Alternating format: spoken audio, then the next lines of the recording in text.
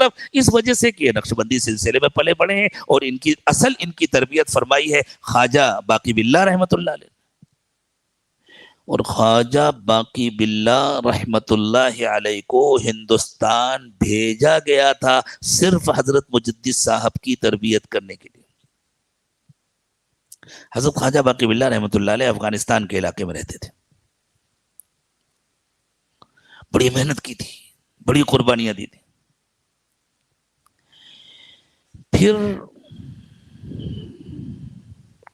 ان کو الہام ہوا تھا کہ تم کو بہت بڑا انعام ملے گا, تمہاری ان قربانیوں کا, تمہارے ان مجاہدوں کا, اور تمہارے دل میں جو مخلوق کی بے پناہ محبت ہے اس کا بہت بڑا انعام ملے گا. اور وہ انعام ایسا ہوگا کہ تمہارے ذریعے سے الف ثانی کے مجدد کی تربیت کرائی جائے گی. بھی آپ دیکھیں, انعام بھی انعام پانے والوں کی حیثیت کے مطابق ہوتا ہے. ایک چھوٹا سا بچہ ہے, آپ اس سے کہیں بیٹا اچھی طرح پڑھو میں تمہیں انعام دوں گا, تو اسے کیا امید ہوگی, کیا ملے گا انعام میں؟ کار ملے گی. کس کام کی؟ اس کی موٹر سائیکل ملے گی. اس کے کس کام کی؟ اسے تو کیڈبری چاہیے, ٹافی چاہیے. وہی بچہ پڑھ لکھ کر کے ڈگری لے کر کے جوان ہو گیا, اب اس سے آپ کہیں بیٹا فلاں کام کر لو, میں انعام میں تم کو کیڈبری دوں گا, تو وہ غور سے دیکھے گا کہ خیریت تو ہے, آج ابا کو رات میں نیند آئی تھی کہ نہیں آئی تھی. اب اس کو کیا چاہیے؟ اب اس کو موٹر سائیکل چاہیے, اب اس کو کار چاہیے, یا اس کو اچھی خوبصورت بیوی چاہیے, تمہارے بہت اچھے گھر میں شادی کرا دوں گا. تو انعام بدل گیا نا. مال مل جائے, پیسہ مل جائے, دولت مل جائے, جائیداد مل جائے, یہ انعام بچوں کو اچھا لگتا ہے. جو بالغ ہو گئے ہوتے ہیں, جو بڑے ہو گئے ہوتے ہیں, جن کی آنکھیں کھل گئی ہوتی ہیں, ان کو کون سا انعام اچھا لگتا ہے؟ اللہ راضی ہو جائیں, اللہ کے رسول راضی ہو جائیں صلی اللہ علیہ وسلم, ہمارے ذریعے کوئی ہدایت کا بڑا کام ہو جائے, ہمارے ذریعے بندے اللہ سے جڑ جائے, یہ ہے ہمارا سب سے بڑا انعام. تو حضرت خواجہ باقی باللہ سے انعام کا وعدہ کیا گیا کہ تمہارے ذریعے وقت کے مجدد کی الف ثانی کے مجدد کی تربیت کرائی جائے گی اور اس کا فیض پوری دنیا میں پھیلے گا, یہ تمہارا انعام ہے. بھیجے گئے دہلی, آگے تکوینی انتظامات کیسے ہوتے ہیں ان کو سمجھیے. حضرت مجدد صاحب سرہند میں رہتے تھے. سرہند سے دہلی کا اچھا خاصا فاصلہ ہے, ٹرین میں بھی غالباً 8-10 گھنٹے یا کچھ کم زیادہ لگتا ہے, اچھا خاصا وقت دہلی سے. جی میں ایک مرتبہ ٹرین سے گیا ہوں لیکن مجھے یاد نہیں, بتلا رہے ہیں 6 گھنٹے لگتا ہے. اچھا خاصا فاصلہ ہوتا ہے 6 گھنٹے کا, کئی 100 کلومیٹر کا فاصلہ ہے. حضرت مجدد صاحب کی ابتدائی تربیت چشتی سلسلے سے ہوئی تھی. خود حضرت مجدد صاحب کے والد محترم چشتی سلسلے کے بڑے شیخ تھے, اور ان کو اجازت و خلافت بھی مل چکی تھی اپنے والد سے, نوعمر تھے اور بڑے زبردست عالم تھے. ایسے باکمال عالم اور مصنف تھے کہ ایک مرتبہ دہلی تشریف لائے ہوئے تھے, تو وہ جو اکبر کے درباری تھے, 2 عالم ابو الفضل اور فیضی, ان میں سے ایک نے, غالباً ابو الفضل نے, قرآن پاک کی عربی میں تفسیر لکھی ہے, تفسیر بے نقط. کوئی ایسا لفظ نہیں استعمال کیا جس میں نقطہ ہو. دیکھیں جیسے با, تا, سا, ان میں نقطہ ہے, جیم میں نقطہ ہے, خا میں نقطہ ہے, ہا میں نقطہ نہیں ہے. اپنی بات کہنا اور صرف ان الفاظ کو استعمال کرنا جن میں کوئی نقطہ نہ ہو آسان ہے.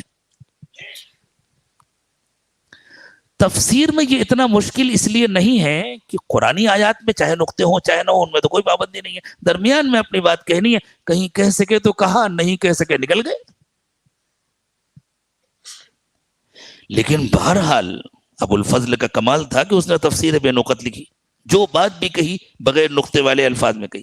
اس سے زیادہ کمال ہے، اس سے زیادہ کمال ہے مفتی شفیع صاحب کے صاحبزادے مفتی تقی عثمانی صاحب کے بیٹے، جنہوں نے بے نقط سیرت لکھی ہے. پوری بات رسول اللہ صلی اللہ علیہ وسلم کے پورے حالات اردو زبان میں اس طرح لکھے ہیں کہ کوئی ایک لفظ بھی نقطے والا نہیں آیا. یہ ابو الفضل کے کمال سے 100 گنا بڑھا ہوا کمال ہے. لیکن بہرحال وہ ابو الفضل تفسیر لکھ رہا تھا، اس کے ذہن میں ایک مضمون تھا، اور اس مضمون کو ادا کرنے کے لیے اس کے پاس ایسے الفاظ نہیں تھے جن میں کوئی نقطہ نہ ہو اور مضمون پورا ادا ہو جائے. وہ پریشان تھا کئی دن سے. حضرت خواجہ احمد سرہندی، مجدد صاحب تو بعد میں کہے گئے، احمد نام تھا، یہ خواجہ احمد سرہندی رحمت اللہ علیہ یہ دہلی تشریف لائے ہوئے تھے. اسے پتا چلا کہ سرہند سے ایک بہت بڑے عالم آئے ہیں. اس نے جا کر کے ملاقات کی اور یوں کہا کہ یہ میرا مسئلہ ہے. مجدد صاحب نے کہا مجھے بتلائیے کیا ہے، کیا لکھنا چاہتے ہیں آپ؟ یہ لکھنا چاہتے ہیں. قلم اٹھایا اور قلم برداشتہ پورا مضمون لکھ دیا. وہ منہ دیکھتا رہ گیا. قلم اٹھایا اور پورا مضمون لکھ دیا جس میں کوئی ایک بھی ایسا لفظ نہیں تھا جس میں نقطہ ہو. علم کا یہ حال تھا. فارسی میں لکھتے تھے اور ان کے زمانے میں ان کا جیسا فارسی کا کوئی ادیب نہیں تھا. اعلیٰ درجے کی نہایت صاف ستھری شستہ سیال فارسی لکھتے تھے. دہلی چونکہ مرکز تھا تو دہلی آنا جانا ہوتا تھا، یعنی حکومت کا مرکز تھا دہلی. والد صاحب کی زبان سے انہوں نے کئی مرتبہ سنا تھا ایک نسبت ہے نقشبندی، اس میں بڑے کمالات ہیں، بڑی خوبیاں ہیں. حضرت شاہ ولی اللہ محدث دہلوی رحمۃ اللہ علیہ نے تمام سلسلوں کا تعارف کرایا القول الجمیل میں. بہت مشہور رسالہ ہے، عربی میں لکھا ہے، اردو میں بھی اس کا ترجمہ ہے. القول الجمیل میں اس کا سارے سلسلوں کا تعارف کرایا، چشتی سلسلے کا بھی، سہروردی سلسلے کا بھی اور قادری سلسلے کا بھی. لیکن جب نقشبندی سلسلے کا تعارف کرایا ہے تو ایسا لگتا ہے جیسے ان کا قلم بھی جھوم گیا. اور غالباً یہ جملہ ہے، اگر مجھے ان کے الفاظ صحیح یاد ہیں، وَلِلنَّقْشْبَندِيَّةِ عَجَائِبْ. یہ نقشبندی سلسلے میں تو عجیب و غریب کمالات ہیں. ہو سکتا ہے لفظ بدل گیا ہو، مفہوم یہی ہے. تو حضرت مجدد صاحب نے اپنے والد صاحب کی زبان سے کئی مرتبہ سنا تھا کہ ایک نقشبندی نسبت ہے، اس میں بڑے کمالات ہیں، بڑی خوبیاں ہیں. کاش کہ وہ نسبت، اس کا نور، اس کا فیض ہندوستان میں آ جاتا. تو حضرت مجدد صاحب کے دل میں شوق تھا کہ بھائی وہ کون سی نسبت ہے اور اس کا فیض کیسا ہے، ہندوستان میں ہے نہیں. والد صاحب نے کہا وہ صرف والد نہیں تھے، والد بھی تھے، پیر و مرشد بھی تھے، عقیدتوں کا مرکز تھے. دہلی تشریف لائے تو پتہ چلا کہ ایک بزرگ آئے ہوئے ہیں خواجہ باقی باللہ جو نقشبندی سلسلے کے. تو شوق ہوا، والد صاحب کی وہ بات یاد تھی، گئے ملاقات کرنے گئے تو ایسے گرویدہ ہوئے کہ پہلی ہی ملاقات میں بیعت ہو گئے. چلے گئے معمولات سیکھ کر کے، اور پھر جو معمولات کرنے شروع کیے تو اللہ اکبر. اس زمانے کے جو حضرت مجدد صاحب کے مکتوبات ہیں، ہم جیسوں کے لیے ان کا سمجھ لینا آسان نہیں ہے. انہوں نے جو اپنے احوال لکھے ہیں اپنے شیخ کو، کیا مکاشفہ ہوا، یہ دیکھا یہ دیکھا، یہ بس ایسا لگتا تھا جیسے ایک قدم مشرق میں تو ایک قدم مغرب میں، ایک ادھر تو ایک چلے جا رہے رفتار سے. غالباً تیسری ملاقات میں تو اجازت مل گئی، اگر مجھے اس وقت صحیح یاد ہے. تو جیسے ہی حضرت مجدد صاحب کی تربیت مکمل ہو گئی اور ان کے شیخ حضرت خواجہ باقی باللہ نے ان کو اجازت دے دی، فرمایا بس میں جس کام کے لیے آیا تھا وہ ہو گیا، اب میرا کوئی کام نہیں بچا، اب مجھے اللہ اللہ کرنے دو. اور اس کے بعد لوگوں کو بیعت کرنا بند کر دیا. جو آتا بیعت کی درخواست لے کے فرماتے سرہند جاؤ وہاں بیعت کرو.